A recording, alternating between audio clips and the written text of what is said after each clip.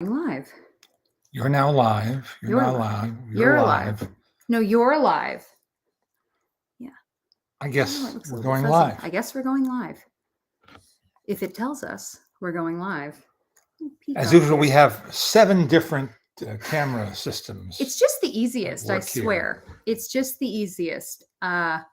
People will sometimes email and give me suggestions, and it's like, you don't understand. This is how it works. We've tried different options. This is the easiest way. Should, by any chance, this cut off, I don't think it will. It looks like it stopped raining already, actually. I mean, it'll start up again, but I'm sure you've heard Los Angeles Well, and not Southern maybe. California in general. And I'm saying that as a people are freaking out because we're getting this. It was a hurricane, and now it's they're calling it a tropical storm. They can't make up their minds. Even as a tropical storm, though, it's a rarity for Southern California. It's the first time in 84 years. 84 years. I know that because the news keeps telling me. This is the thing. Growing up in Los Angeles, as I have, we experience something I lovingly call Chicken Little syndrome. When it rains here, the sky apparently to the locals appears to be falling. And I want to point out, I'm not joking in the sense that I take it very seriously. There are a lot of natural disasters that happen all over the place, and people are wise to take them seriously and, not be silly about it. Simultaneously, Los Angeles especially really does have Chicken Little syndrome. I should copyright that. I've said it since I was a kid. The way that Angelinos react, Southern Californianers react to rain, is that the sky is falling. And we are just not that way. We are quite relaxed people, us Maltons. And until there's something to worry about. And then we're very good at worrying. Well, once there's something. I would like to point out, you're a worrier. Well, I am, yes. I am much less of a worrier. You are much less than of a worrier. You. It's true. So yeah, to me, yes, everybody, please be safe and please be careful. And if you are in a flood zone, obviously don't make silly choices. But also, it's going to be okay. It's raining. Yes, the Costco chickens are gone. Exactly, Josh. Scott went yesterday to try and get some chicken for the dogs. We usually get them for the weekend. It's a little treat. We got them rotisserie chicken, and it was gone. Because, dear God, my friends, it's raining. Kana is supposed to come tomorrow. One of my best friends who lives in Austin is supposed to come out here for work tomorrow. And she was just texting me saying, should I cancel my trip? I said, Kana, it's not even supposed to rain the rest of the week. It's still saying 50% for Monday. And she said, oh, the way they're making it sound on the news. I was like, I know. Yeah. It always sounds worse out of town. The sky is falling, you see, my friends. Yeah. The sky. It's falling. I'm not as cocky as you are at this moment. Well, no. Because I'm taking a wait and see attitude. Look, but they're not predicting long-term anything. No. Well, that's what I mean, is it'd be one thing if we were looking at 5 days of rain like this. Right. But it's not. It's a day and a half, maybe 2 days.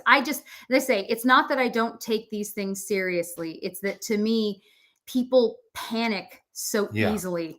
Well, the first thing that happens in Los Angeles, everybody forgets how to drive. Yes. Well, that's a given. Any rainfall. Except me. Why? You remember why? Because you're smarter than the average bear? Well, I appreciate that muchly. I got my license during El Nino. That's true. I got my license during El Nino, which, again, if you're not from here, won't know what that is. But it was basically like torrential rain for a year, which had never happened here before or since. And so it was a big deal. And that's when I learned how to drive. So I do okay in the rain. But yeah, anyway, as I say, I don't take it lightly, and that people should be very careful. But I do think that people panic much too easily. And let's just take a deep breath, shall we? Everything's going to be fine. If there's flooding, let's just make sure everybody stays safe. And if it's just wet, which is what it is for us so far, stay dry. These are the things I can tell you to do. It's wet outside. Don't go out there. In New York a few weeks ago, the weather forecaster said there was a chance of flooding and wildfires. Everything is a crisis on the news. It is. My favorite thing was sorry, someone else is saying El Nino was 1995. No, El Nino was the early 2000s. We had like 2 different rains. They've named it that several times, but the big one here was that. Oh, thank you. This person's in Riverside checking in saying just a light rain going on right now. Yes, all my friends up and down the state have been posting like it is wet. There's wetness. But yeah, as I say, it's just a funny thing, isn't it? That they do tend to send people into panic. And some people are natural panickers. Some of our very dear friends are very natural panickers. Gray and Christine are hunkering down because the sky is falling. Well, hunkering's okay. Yeah. Oh, hunkering, especially on a Sunday. It's a perfect day for hunkering. Yeah. That's why the question we asked today is, what's your favorite movie to watch on a rainy day? Because to me, that's what this weather is.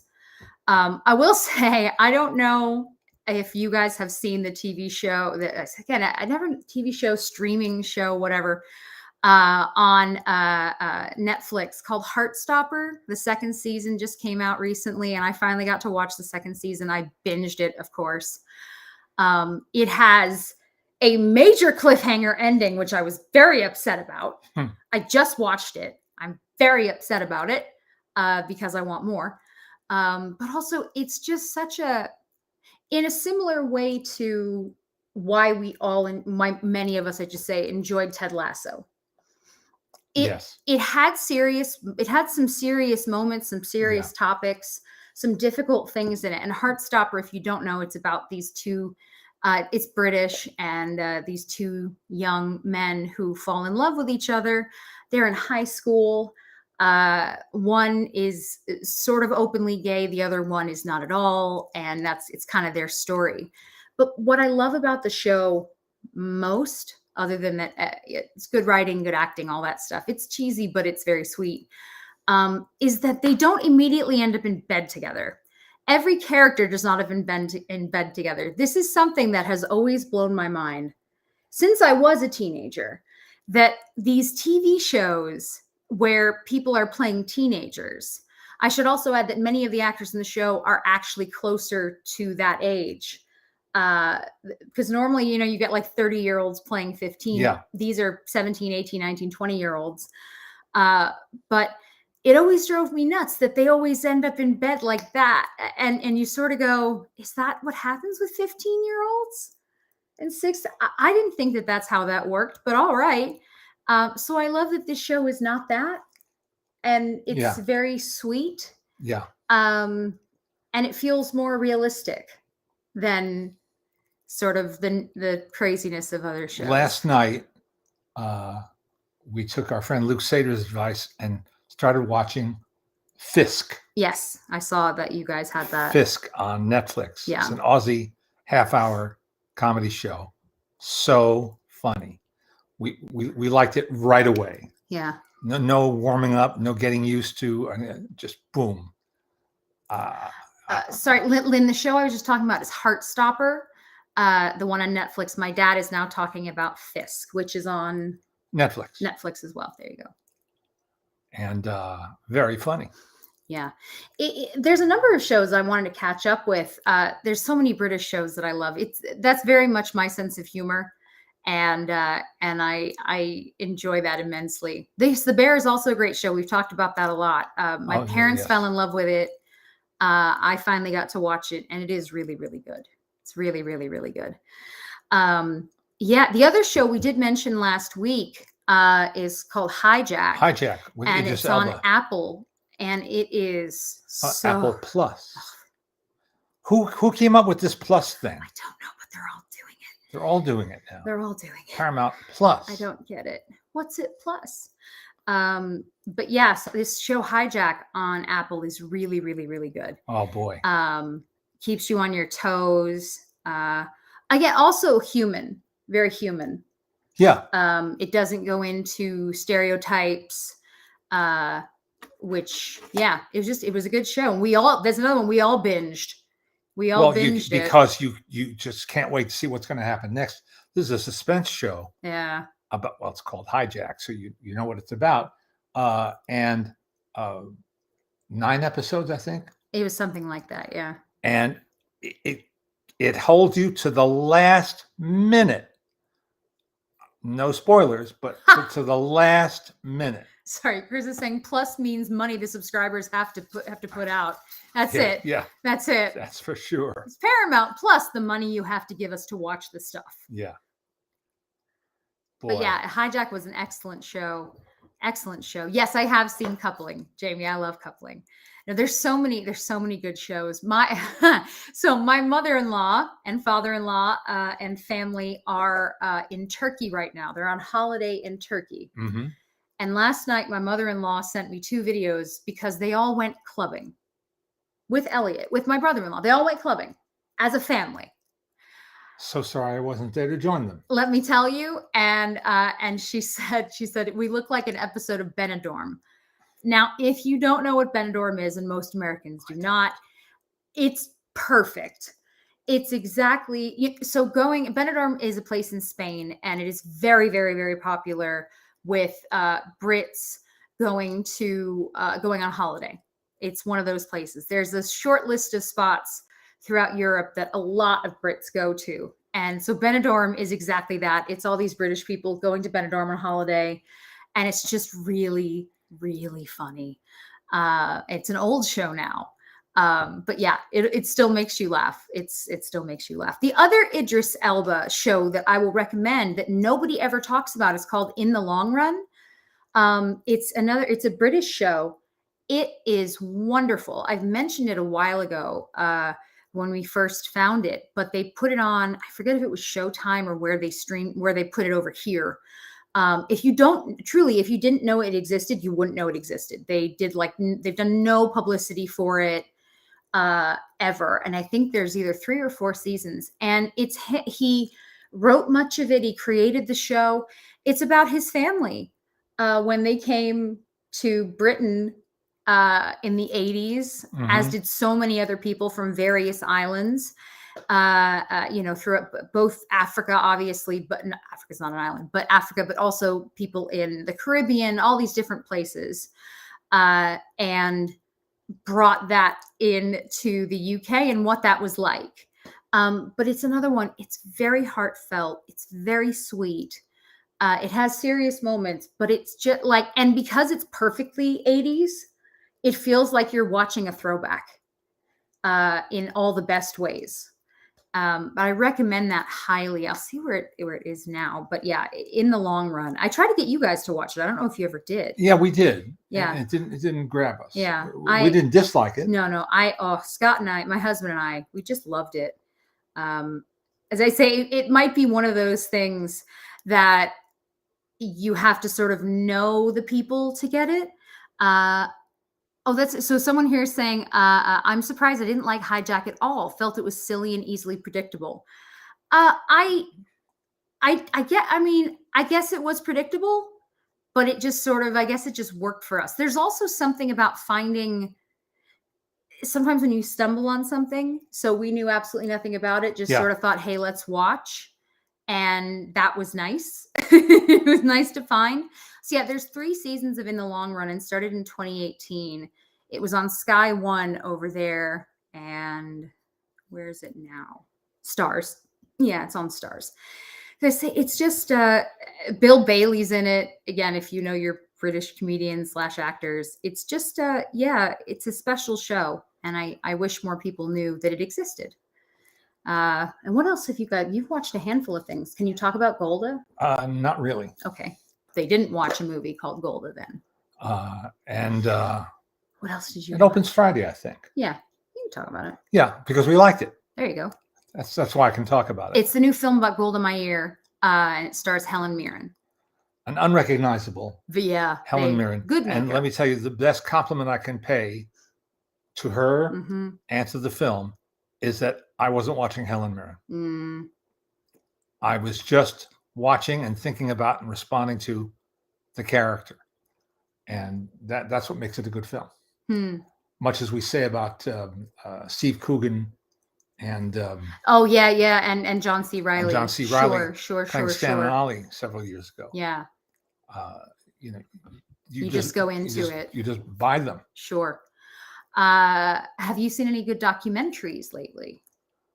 I'm more the documentary nut. I tend to watch more of those. Yeah, but lately I'm losing track. I know. It I'm sort of losing blends, track. doesn't it? Blends a bit, doesn't it? Yeah. I'm trying to think of what else you watched because you just. What did you think of Talk to Me? Did you see Talk to Me? No. I didn't think so. So what did he think? Nothing. He thought nothing because he hasn't seen it. But I know what it is, obviously. But yeah, we haven't gotten. Have you watched Past Lives? No. People are talking about that too. Was that one? Another sleeper. Was that one? Another sleeper. Past Lives. Tell me more. I'm listening. That's all you know. You can't tell me more. Let me see. Yeah. No, it's hard. It is hard to keep up sometimes. So that's Past Lives is a film. Yeah. A film. Well, no, then how could I have seen it? Because it's already on streaming. Is it? It's in theaters and it's streaming as well. That's what I was told. A24. That's secondhand information. It may be incorrect. Yeah, I don't see it as streamable yet. Okay. It does not appear to be streamable. Never mind. I could strike be wrong. That. Obviously, strike that from the record. But yeah, right now it's just Let's showing strike that from the record. Right now it appears to just be showing it in the theaters. Okay. So, and that's a Korean film? Yes, Korean film. Past Lives. Good to know. We've got Telluride coming up in a week and a half. We leave on the 30th. I don't math. We leave on the 30th. That's like 10 days, right? Yep. Yeah. It's the 20th, 10 days? Yep. Sure. And a bunch of people have been asking me already, what do you think they're going to show? Well, the whole point is that we don't know.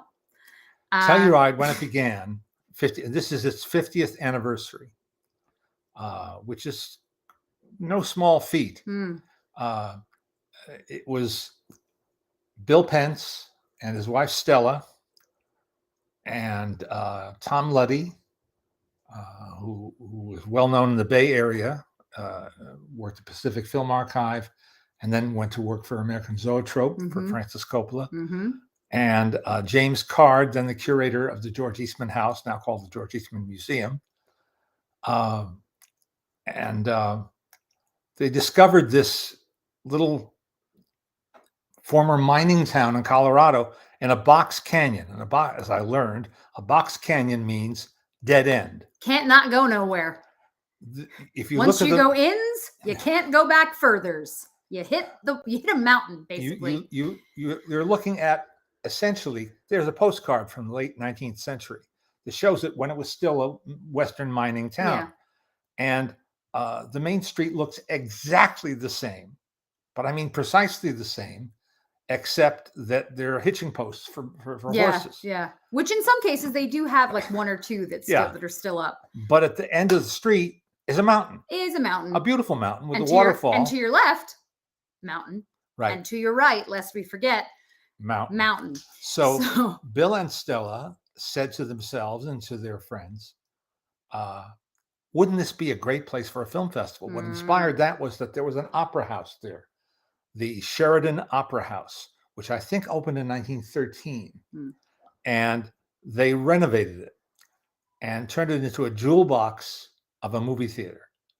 And now, because the demand is so great to get into events, the major events at larger venues in the town, but there's still something special about seeing a presentation in that opera house. Yeah, it's beautiful on the inside. And I have many, many, many memories of being in the audience there, being on the stage there, introducing things. Anyhow, it's where you got your medallion. That's right. Yeah. My Telluride silver Who medallion. Who presented it to you? I don't remember. Bertrand. Oh, the late Bertrand Tavernier. Oh, wow. I miss him so. I really do miss him. They built it and people came. That's the short story. Yeah. But one of the things that it is known for is they do not announce films ahead of time. Right. The opening night, our first time there, 1979, our first festival. I think that was their fourth. Yeah. I think. This year is the 50th. Yeah. It's a big year. It's the 50th. Yeah. Bill Pence went on stage at the Opera House and told us all, if you can see everything you want to see this weekend, we have failed. and if you came to see And then, and more generally, he said, if you came because of a specific film you're hoping to see, or a specific filmmaker you were hoping to see and hear, we failed there too. Because the whole idea was that you came because you trusted them to put on a good show. Yeah. And that was the hallmark of Telluride. It's a bit of a trust exercise. That's right. I will say, when I was younger, there were a lot more happy movies. Nowadays, it's just like, would you like this depressing film? Or also this depressing film? That's always been true. And also this depressing film. And guess what? This depressing film is 4 hours. Would you like 4 hours of depressing? But it is. It's such fun. It's such a fun place to be. Obviously, this year will be different because of all the things going on with the strike. Right. Nobody really knows. So coming up, folks, we've got Toronto Film Festival. So the order is Venice, Telluride, Toronto. 3 of the biggest film festivals. Well, and they're in a row. Big being a relative term. Telluride is not big compared to important, Toronto. Physically important. How about that? Right. 3 of the most important film festivals. It is believed that this is where the campaigning starts. So if you're trying to get an Oscar, your buzz begins at Toronto, Telluride, Venice. That's where it starts for you. And for instance, we were in Telluride the year that Danny Boyle flew. I believe he debuted in Venice. And he hand carried the 35 millimeter print. And if you've never lifted up a 35 millimeter print, it's heavy. This is beyond. It is a large normal container. Exercise. He flew with the print overnight to Telluride. And again, getting to Telluride, not easy. She did it. We'll tell you that story in a moment. That was a fun one. And Saturday afternoon at 5 o'clock, Alice and I attended a screening at the middle school gym, which has turned into a beautiful theater. We all went together. Yeah, a beautiful theater called the Galaxy. The Galaxy, and watched Slumdog Millionaire. Yeah. In its first American screening. What happened? My godmother said, she goes, I hear this film. People have been talking about this film because I guess the powers that be were saying that they were really pleased with it. And so we all went and we sat there and watched Slumdog Millionaire before anybody else had. And it was such an experience. Now, what's tricky, I've said this before, but the main spoiler of a film festival is you see a movie early before everyone has talked about it. And that's why by the time you get to the end of award season, February, March, wherever it lands, obviously it's moved a lot recently, but if you have been hearing for 1 month, 2 month, 3 month, 4 month, whatever it is, that this is the best movie ever, and you walk in, you go, it was fine. But if you are fortunate enough to start early in that, you don't have all of the talking and you're just experiencing it the way we should all experience these films, right? Because we loved it. And then but a lot of people later on said, I don't think Slumdog's with the addition of having the filmmaker there. Yes, and that always obviously to introduce the film, to receive your. And I think Frida Pinto and what's its fuss were there. Dev Patel were there. I want to say they were. I just want to go back. There's a couple of questions I do want to hit. Anyway, guys. that was one of the years that cemented this notion that Telluride is a launch pad. Yeah. For the Academy Awards, which is something they never sought. No. In fact, they, for a long time, avoided that. They wanted to have films that were off the beaten path. Yeah. What I don't love now is that the festival has, with different leadership, a lot of the people who started it are not there anymore, either because they have passed away or other folks took over. It has become a lot more corporate-y. It's become a lot more sort of into that, which I don't love. Well, more mainstream. Yeah, that. I don't love that. But at the same time, I mean, this is true of Sundance as well. It used to be when we'd see different films in Telluride or Sundance, you did not know if they were going to get any kind of that might be the distribution. That might be the last time anybody disappear. Saw it. Now, not so much the case. Which means your impetus to see things is not quite the way it used to be, because you'll go, oh, well, okay, I don't have to kill myself and get to that 8 a.m. movie because I already know it has distribution. Sony has it or whoever, so I can see it at home. So maybe I won't rush. Things like that. I do want to go over, a couple of people have mentioned the Bradley Cooper thing. If you don't know what I'm talking about, it's the nose. He has a prosthetic schnoz for his film called Maestro. Which he is directing and starring in. Yes. Did he write it as well? I don't remember. Oh. Here is the thing. Let me ask you, if you do know what I'm talking about, how do you feel about it? I will say, as two Jews, I don't care. I think, if anything, the nose looks stupid. I don't look at it as being offensive to Jews. What people are saying is because he's got this prosthetic nose, they're saying that it's anti-Semitic. Because he has a bigger nose. But the thing is this, it's not like they gave him a lump. It's not like they did the stereotype or anything like that. It's just big. And I think it's really distracting and pointless. Like, I don't understand why they did it, because it's not necessary. And frankly, not enough people know what he looks like for it to matter. Not enough people of a certain age.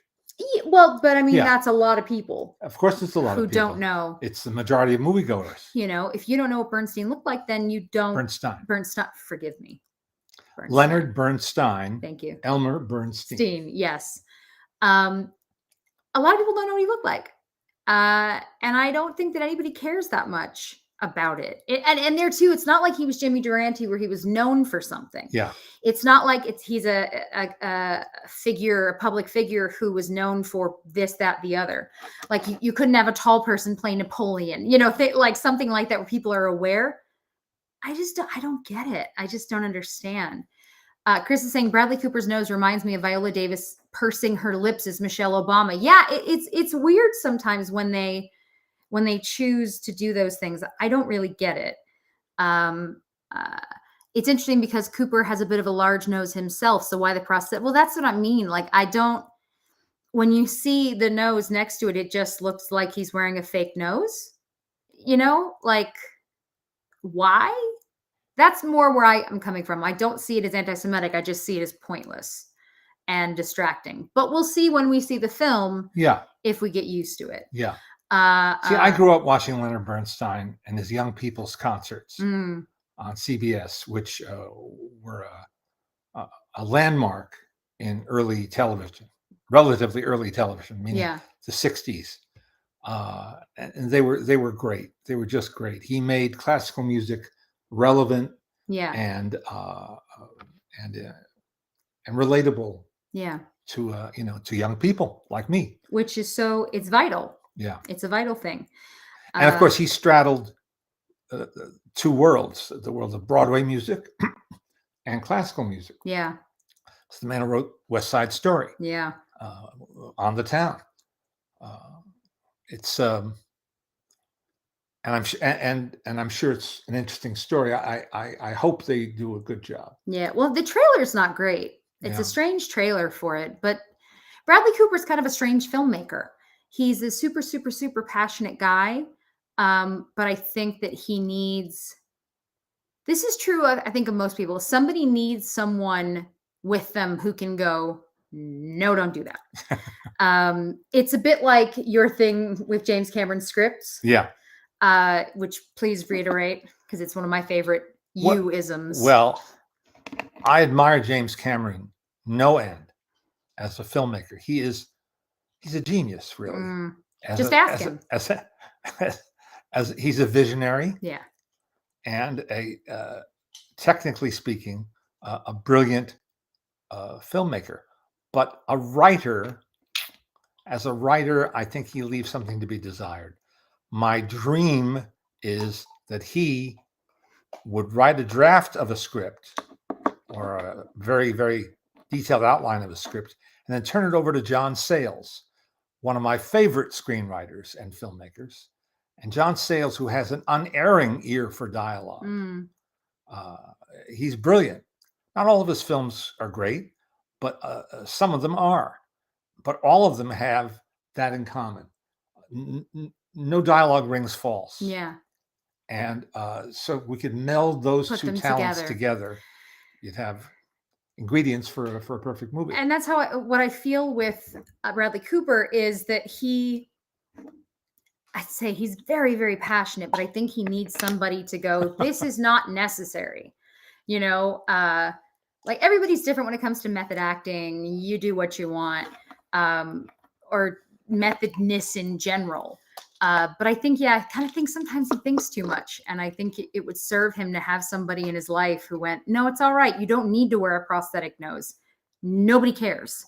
Like, I don't think, even with you knowing what he looked like, I don't think you would watch Bradley Cooper as, if the part were well written, yeah, and he did a very good job, and he's a good actor, yeah, if he did a good job of playing that character, yeah, I don't think I wouldn't care about the nose. I wouldn't care about the resemblance. In fact, what was the film? Well, I was thinking of Frank Langella. That's what pops into my head. No, what pops is Frost Nixon. Yeah, in Frost Nixon, which if you haven't seen Frost Nixon, such a good movie.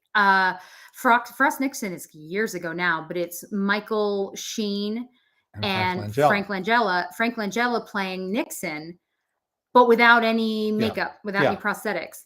And he's perfect. He nails the type of speech, without, and there's, I mean, talk about someone who's recognizable, right? Many people can identify Richard Nixon, right? But it was so good. And because he did have a lot of the mannerisms down, right? Like even like the sweaty lip, it was just kind of perfect. What was the film that Charlize Theron made about Fox News? Oh yeah, that one. The one where all you could do was stare at her lips that they messed with. Yeah. I don't remember the name because it was just about the lips. I think it was a bad judgment call. Just not necessary. I was distracted the whole movie. Yeah. Why does she look almost like herself? Yeah. What'd you do to your lips? But not. The thing. She's playing who? Gretchen Carlson? Yeah. One of the Bombshell. Thank you, Frank. And there, I mean, I understand what they were going for. Yeah. They're going for verisimilitude. Verisimilitude. They were going for verisimilitude, guys. Duh. Okay, proceed. Proceed, my wordy one. And all they got was distraction for me. Mm-hmm. I couldn't focus on the character. Yeah. I wasn't invested in the character because I was thrown off. Yeah. And that's the thing. Good acting is good acting. If you look at biopics, and there are so many to look at, and more recently they've done people of contemporary times. Yeah, which is hard. It's very hard. I mean, does Helen Mirren look like Queen Elizabeth II? No, but she played her. They're good enough. It just works. Yeah. I don't know. Strange. It's a strange one. To go on for sure. Someone's asking if you're going to be on the Buried Films to Be Buried With podcast, which is Brett Goldstein's podcast. I would love that. We've been trying to get him on our podcast for ages, and he's a busy bee. So my fingers are crossed that can happen in the not too distant future. Please tell me how Helen Mirren has escaped the uproar for using makeup to look more like a Jewish woman. I guess with her, she's not looking to look more like a Jewish woman. She's looking more like Golda Meir. So I guess the feeling, I guess that's that. Jew face? I've never heard that term. That's intense. Jew face? Yick. Have you ever watched Knut Rockne, All American Hero? Yeah, sure. Yeah. You watched some of it. I did recently. Yeah. Because Ronald Reagan is in it playing George Gipp. That's Gipper. That's right. Craig is asking if you've seen Strays or Bottoms. No. I'll be seeing Bottoms this coming week. And in preparation for that, we watched Shiva Baby last night. Yes. And more on that next time. Yeah. Let's see. Yeah, it's weird. Say a couple of people are just talking about the whole thing with prosthetics, both for Golda and everything else. As I say, it's a strange one because I think that sometimes it matters. Yeah, exactly. Nicole Kidman's nose. All anybody remembers from the movie The Hours is that terrible, terrible nose because it was awful. I don't know. It's as I say, I think sometimes it matters to look more like a character. Other times, I think, as I say, I think people sort of get too carried away, or maybe they have too much money. This is having just interviewed. We just did all these Emmy nomination interviews, which we mentioned last week. The first 2 episodes of it are up, and the second 2 will come up this week. Totaling, I think we did 15 interviews, something like that. Costume directors, hair, makeup. Sorry, costume designers, hair, makeup, production design, all kinds of stuff. And when talking about something like the show The Crown, and we're talking about hair, makeup, wardrobe, the whole 9 yards. And the woman who does the clothing for The Crown, the costume director for the clown, Amy Roberts, she said, and I love this, she was talking about creating something like Princess Diana's wedding dress, which, again, many people can picture it in their heads. But she said what they cared about was not getting it to be identical. They didn't care about sitting and doing, oh, well, this one has 8,000 hand-sewn diamonds. We have to have 8,000 hand-sewn diamonds. She said what she wanted is when you close your eyes and you picture the dress, what did you see? The puffy sleeves, right? The really long train, right? So she said everything that they do is the idea of something, because it doesn't have to be perfect. It doesn't need that. And if something's good enough, it's not what you're thinking about. If you're watching The Crown going, well, that train was definitely not exactly this or exactly that, then it's not a very good show, is it? If all you're doing is looking at that. Yeah. She mentioned specifically, what's her name? The actress. We interviewed her, British actress, Mum. Oh, Leslie Manville. Thank you. She was saying she didn't look like, Anne at all, but it just worked because she's such a good actress. So yeah, again, I think that kind of is where it gets tricky. If something's good enough, there are no rules. Yeah, there are no rules here. Yeah. If it was a formula, everybody would use the formula, and everything would turn out to be a great movie, full of great performances. But that doesn't happen all the time. That's the dream. And bravo for trying. Yeah, it is. As I say, it's a funny time right now, especially obviously because again, the strike, everything going on with the strike. But I think that there's something about seeing all these actors out and about looking normal, coming to the line, and both in New York and LA, there's some great pictures of people just walking and looking like a regular human being. Yeah. Because I think that people are sort of going, oh, that's right, you are a regular human being, aren't you? I agree with Craig that the worst old age makeup, Jesus, yeah, I know, in the history of cinema was in Clint Eastwood's film J. Edgar. Leonardo DiCaprio and was it Edward Herman? No. It was Armie Hammer. Oh, for that, yes. Playing Hoover and Clyde Tolson. Yeah. It's just like a mess. It was horrific. It's a mess. It's terrible. That's and I put the blame at Mr. Eastwood's feet. Yeah. All due respect to Clint Eastwood. Yeah.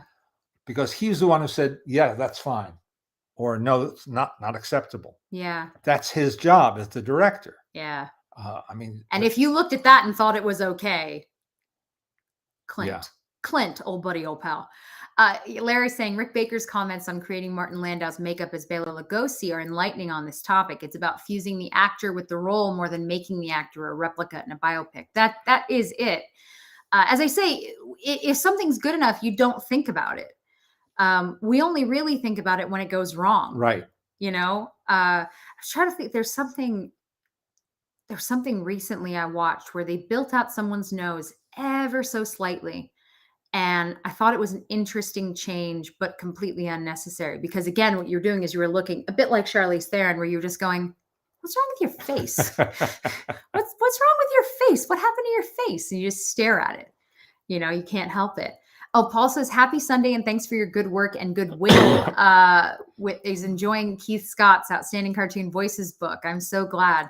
And Laura Gabriel's terrific Marion Davies bio. Very cool. Two good books. Cartoon Voices by Keith Scott in 2 volumes.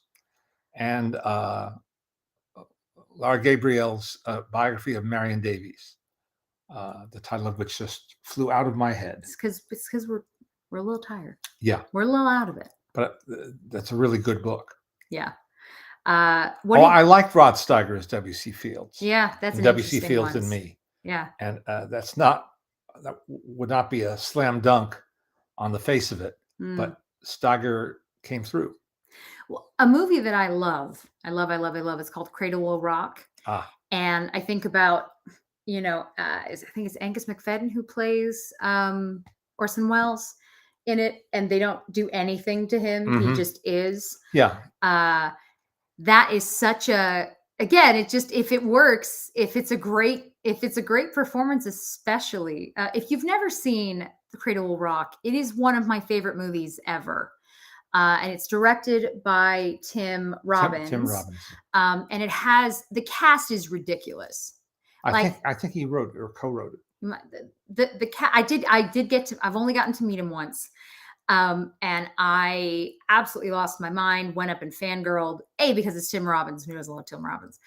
But he wrote it as well. But I just love this movie. And it's another one that a lot of people don't know. So just to give you a sense of the cast, because I just pulled it up, you've got Hank Azaria, Joan Cusack, John Cusack, Carrie Elwes, Philip Baker Hall, Cherry Jones, Angus McFadden, Bill Murray, Vanessa Redgrave, Susan Sarandon, Jamie Sheridan, John Turturro, Emily Watson, Bob Balaban, Jack Black, Kyle Gass, Paul Giamatti, and more. It's just so damn good, and I love it. I don't know when the last time you saw it was. But, probably when I showed it to my class. Yeah, well, when I watch it, because I watch it whenever it's on, I love it. It's a really good movie that, along with Orson Welles and Me. Yeah, that's another good one. Which is another good one. That is another good one. But yeah, man, it's a wonderful film, and it always makes me happy. And it's such an interesting part of history as well. Because what are your thoughts on RKO 281? Did you ever see it? Finally. Yeah. Yeah, I liked it. Someone brought it up to us. I liked it. And that's how it came up, because we didn't know it. And then remedied that situation and saw and enjoyed. Let's see. Sorry, I'm looking something up. Yeah, I don't think so. And that's something that didn't exist, 10 years ago. Yeah. The ability to command a film. Yeah. Yeah, exactly. Show me RKO 281. Yeah, it's amazing. Poof, there it is. It is amazing to have the ability to do what we do. See, this is where it's funny, right? With technology, we are so spoiled. We're all so spoiled with technology. Yes. And the idea that, you can just go, I want this. Yesterday, and I want it now. Yesterday, our friend Serge Bromberg, we're on a Zoom together with some friends, and I mentioned I just finished reading an advanced copy of Scott Iman's exciting new book called Charlie Chaplin versus America, which comes out on Halloween, October 31. Easy day to remember. And unsurprisingly, it's a terrific book. And I said it gave me new insight into Charlie's relationship with his half brother Sid, spelled S-Y-D, and Serge said, "Well, have you seen the documentary that my partner and I made in 2017?" I said, "No." So he sent me a link. He's in France. He sent me a link, and last night I used my wiring and mirroring the device, and on our good-sized TV screen, you watched it. We watched it. Yeah. It is a very good documentary about the little-known life and career of Sidney Chaplin, and he's an interesting subject. So, can you imagine? I can't quite wrap my mind around the fact that there are people who knew those folks in real life. That's part of why talking to Norman Lloyd was always so special, because the idea that when he's talking about Hitchcock or when he's talking about Charlie Chaplin, it's in the present tense. Like, it's like, my friend who did this, and you go, oh crap, right, because he existed in real life to you. Yeah. It kind of blows your mind. Evanier, always with his wittiness, saying, have you noticed that Dick Van Dyke at age 97 looks better than when he was 50, and they used to make him up to look 70? Not wrong. Not wrong. Sean, Claire Danes is in Orson Welles and Me, not in Cradle Will Rock. I'm so glad Craig says Cradle Will Rock's one of his favorites. Have you read Orson Welles' unproduced screenplay of the same story? No, I think I have it on my shelf here somewhere, but I never got around to reading it. So many books. Let's go through some of your favorite rainy day movies. Jim Bat says The Iron Giant. Yes. That's a wonderful film. Good movie. Alan says, happy Sunday, Mr. Maltin, Jesse, Alice, and Daisy, as well as Scott, Mabel, and Logan. Very impressive. Do you mean a movie about rain or a comfort movie for a rainy day? How about both? And he's saying Winnie the Pooh and the Blustery Day, and the main feature. Oh, he went with his dad for a double feature. It was Winnie the Pooh and the Blustery Day, and the main feature was Swiss Family Robinson. Can't go wrong. Nope. There is actually a very good British film called It Always Rains on Sunday. Yeah. It's is that too on the nose? Yeah. Right.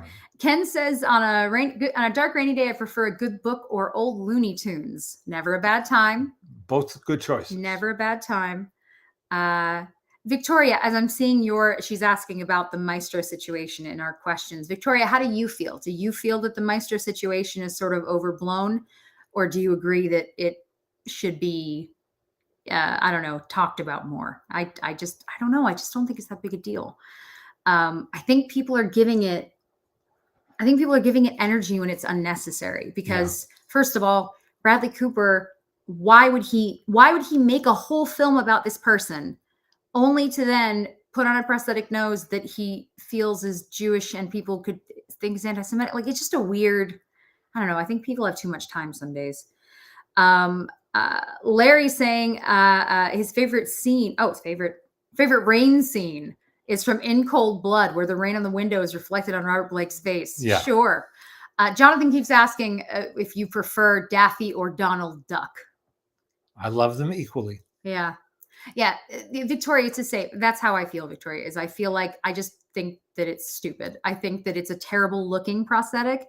We'll see when we all see the movie if we are taken away from it, if we just sort of get into it and don't think about it. It also looks a bit like he has a chin implant as well, like a chin prosthetic as well. I'm not going to look. Yeah. I'm trying to stay away. Yeah. Mommy, you heard what your wife, Mommy was losing it. My mom was like, that's the ugliest thing I've ever seen. I want to see the movie. Yeah, exactly. That's what I want. I want to see the movie. I'm rooting for this movie. Yeah. I have a vested interest because I was alive when Leonard Bernstein was alive, and I was aware of him as a presence. Mm. And I want to see if they can capture that in this film, in that performance. Yeah. It's so weird when you want to actually see a movie before passing judgment on it. Just the strangest thing. Why would you actually want to see something before you go on a tirade? Strange man, Leonard Maltin. Strange man. Someone just said The Apartment is their favorite rainy day movie. Ben is saying rainy days make me think of Charlie Brown and Snoopy cartoons or Cat in the Hat. Mm-hmm. Absolutely. I love that. I love a good, there is something about, especially because here we don't get a lot of rainy days. My favorite thing actually on rainy days to drive in the rain, because I just love it. I love listening to the rain and I love being in the rain. Did you ever interview Leonard Bernstein? No. No, alas, no. I can tell you this. My wife and I lived on the Upper West Side of Manhattan for 9 years when we got married. And there was a big Italian restaurant right in the middle of the block between Broadway and Amsterdam called Tony's, because it's an Italian restaurant in New York City. So Tony's was one big room with a whole bunch of tables, no booths, no quiet corners, no place to hide. Mm-hmm. We're all sitting in the same room. And one night we were sitting, I think it was just the two of us, And over in the corner was a table occupied by Mr. and Mrs. Leonard Bernstein, Betty Comden, and Adolph Green, and Adolph's wife, Phyllis Newman, and Betty's husband. And I swear everybody in the restaurant sat up a little straighter. And we were, we were all just, intimidated just a little bit, and maybe more than a little bit, by the presence of these luminaries. I mean, if you're going to be intimidated by anyone, I would say that the power of that table combined is pretty fair. Boy. It's pretty fair. On another occasion, I had the great joy of Adolph come up to our apartment, and we spent a little time, and he signed my published copy of the script for Singing in the Rain. That was an unforgettable. I have that picture of him from Telluride. No, her. A picture with her from Telluride. That was a good one. Yep. Hi. Rita says, this is my first time joining. Love listening to you two talk about movies. Doug Loves Movies made me love you both. Thank you so much. Oh, well, that's a nice thing to say. Thank you. That's very kind. We love Doug. I'm going to see him. We're going to see him on Tuesday. My husband and I are going to go see. He's doing stand-up at this newer venue here in LA called the Write-Off Room. And it's him and Patton Oswalt and Daryl Hammond and some other people. And I'm really excited to see it because I've never seen him just do stand-up in person. I've only ever seen him do Doug Loves Movies over the years, even before my dad was on the show. That's part of how I knew him. But yeah, that's awesome. Thank you so much. Let's see. A few other people have some excellent. Oh, Arthur says, hey, I'm a fellow Upper West Sider. I wish I had met you and Alice. Now the question, Arthur, is are you or were you as obsessed as my parents were with Zabar's? That's the real question. A great rainy day film is The Big Sleep. That is, I think, a perfect one for that. Will Alice return to the stream? We miss her. I actually asked her to come down today. And then she just sort of she's tired. She's enjoying listening to the rain and relaxing. But I'm going to try. I'm going to keep trying to get her to come down. Come down from her Alice Tower, which again is directly above us. Alice lives directly above us. 12 Angry Men is your favorite. And Then There Were None, 1945. Oh, yes. It's a perfect creepy mystery for a rainy, lazy afternoon. Christie. Oh, yeah. It's funny. I didn't realize that I phrased it that way. A lot of people are telling me their favorite scenes that have rain in them. I like that. Someone here loves the Lone Ranger figure that we have. Yes, that's one of my favorites too over here. Sculpted by my friend Ruben Procopio. Such a good one. His work is so cool. Yeah. It's so well done and dead on. He really captures things in a beautiful way, He's great. He's a great artist. He is. He really is an artist. A big one for us. I don't know how you guys feel. So, if you collect characters, the faces for me is what make it or break it. So many faces are terrible. Oh my God, the Disney princesses. When I'm looking at stuff for Daisy, I have to just shut my eyes and pretend it's not there because what they have done to those Disney princesses, I don't know who hates them, but man, they are not kind to the Disney princesses. They have ruined their faces. But that's something I always look for with the different characters is I want them to look like they're supposed to look. Yeah. I don't think it's crazy. I don't think it's a crazy thing to want.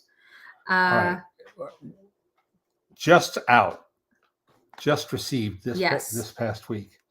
This is an event. Laurel and Hardy, Year One, from Flicker Alley and Black Hawk Films. These are miraculous restorations of the silent short subjects. Well, the first chunk of silent short subjects featuring Stan Laurel and Oliver Hardy, including the 1921 film Lucky Dog, which was a Stan Laurel film in which Oliver Hardy happened to have a small role.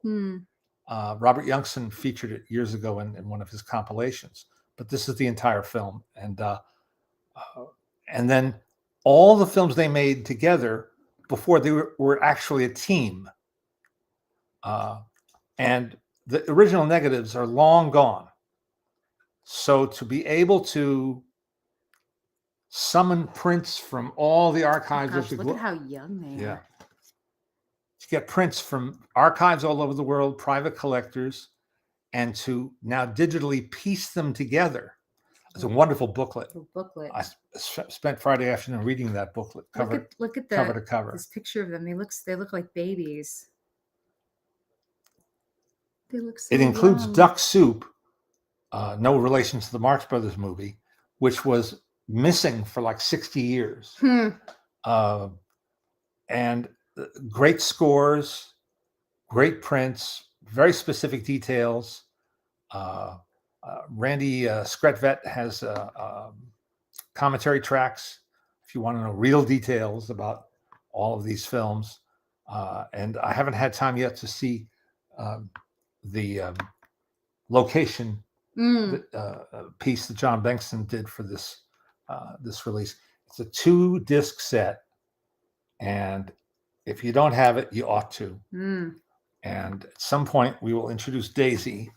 Yes. To Stan and Ollie. Most importantly, to give her the good stuff. 1 second. Hang on, there's some good questions from you guys. 1 second. Hey, Daddy, here's the question. Yeah. How do you remain so kind and thoughtful in a business that often thrives on unkindness? To which Ben replied, I'm guessing Alice had something to do with it. Lies. They're all terrible. No. I think you're just a nice person. I think you're just a nice person is all. I just do what seems like the natural thing to do. Yeah. Or what comes naturally to me anyway. I did work for a Dragon Lady. I did work for somebody who was Dragon Lady. So someone asked how she could face herself in the mirror every morning. I said, it's easy. She doesn't cast a reflection. Yeah.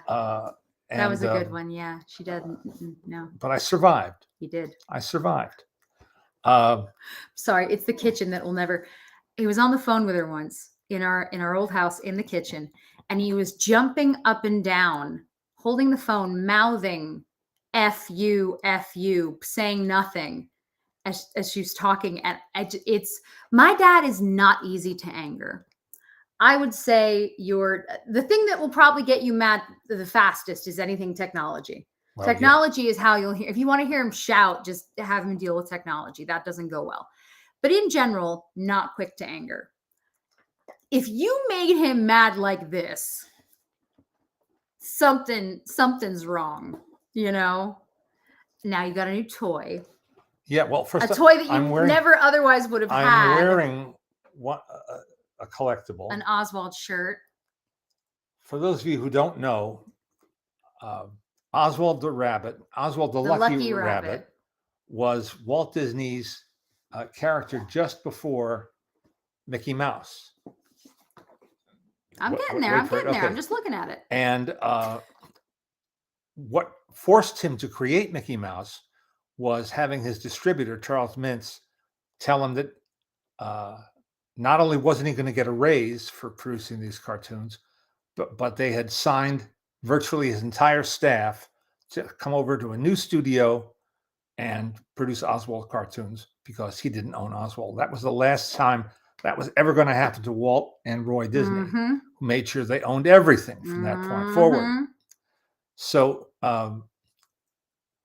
fade out, fade in, many decades later, Robert Iger, who gets up early in the morning, apparently, walks on a treadmill and looks at the Wall Street Journal online or whatever, sees some reference to this Oswald situation and puts into motion a series of transactions whereby the Disney company gets Oswald back. This is like 15 years ago, and they traded with Universal for a sportscaster named Al Michael. His contract, anyway. Now they do own Oswald, and I hosted and co-produced one of the Walt Disney's Treasures DVD volumes where they restored a bunch of Oswald cartoons, and now they're doing merchandise. Tons of it. Well, that's in part is because of DCA. Yeah. Because of Disney's California Adventure. So Oswald's filling station is there. When you walk in, it's a lot of Oswald stuff, which is great. Anyway, so he was the other day, my dad texted me and he said, there's a bunch of Oswald stuff on sale. Should I get it? And I said, yes, Daddy. If you want it, you should get it. And then he came home with a couple of things and he's very happy. Tomorrow's collectible today. And he had to hide the Oswald stuffed Oswald because Daisy immediately was like, for me? The other thing I have to show you, the presentation of this is fantastic. Mattel has outdone themselves. So a little before Comic-Con, they announced this particular figurine. It is Steven Spielberg shooting Jurassic Park. Okay. I know it's hard to see with the reflection. That's right. I ordered 2 of them so we could open one and not open the other because I was raised by a collector. It was weird though. They made this whole thing about how it was going to be a Comic-Con exclusive, but then you could buy it online. I was like, well, then I'm just going to buy it online and not wait. So I did. And it arrived the other day. I have to say, the way they packaged it is pretty fantastic. Even the box it came in, like the shipping box, had some really clever stuff on it. I don't want to tear it. Here, I have this. Oh, good. Oh, good. I came prepared. Yes, you did. This is like an influencer unboxing, guys. I'm finally living up to all my potential. 1 second. What struck me when I saw this was that it actually looked like him, which, as I say, that's where we're very particular. Is I don't understand the point of having something if the face is wrong. Like, why even bother at that point? Well, there that goes. That's why we have 2 of them. Okay. Let's see. Nope, not helping. Not helping. Not helping. Not helping. I want you to know, opening something in our house is very rare. Which is probably why I'm not very good at this. There we go. Thank you. Okay. Oh, I hear the menace. Hi, Daisy. You can see this better. Hi, sweetheart. Let me pull out Steven.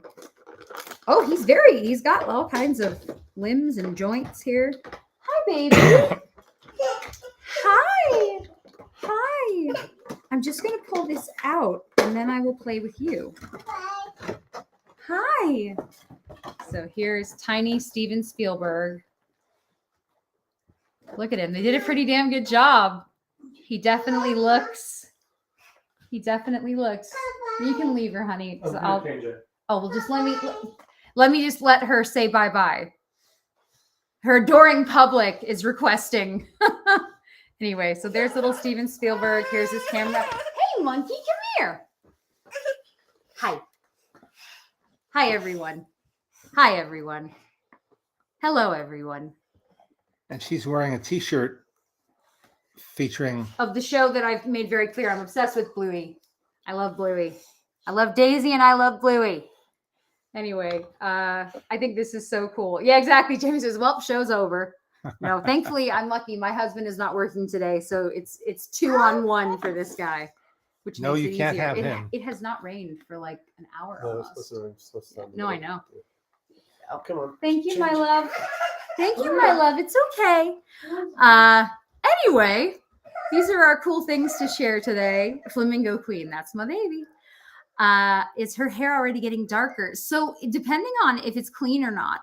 So her hair is sort of like strawberry blonde. It's the best way to describe it. Yeah. It's kind of red, strawberry blonde. You asking me about color? I know, right? Please. My dad's colorblind. He struggles. Anyway, guys, I'm so glad to share this with you because I think he's really cool. I'm really pleased with our tiny Steven Spielberg. And he's quite opposable. His little arms move. He's very well articulated. Yeah, he's an articulated Spielberg. My goodness. My goodness, with his little hat and sunglasses. There we go. All right, friends. Thank you, as always, for joining us. We will see you. Steven Spielberg says we'll see you next week. Next week is... are we going to miss 2 then? The screening of Safety Last. Oh. At the Academy Museum. When is it? 2:00, I think. How dare they? Yeah. How very dare they? Yeah. All right. Well, we'll check in with everybody. The storm hasn't hit San Diego yet. Don't be so excited, Jesse. Listen, I'm just saying. Everybody, please take good care of yourselves. And be safe and be kind. We will see you soon. Bye-bye. Bye. Daisy, Daisy.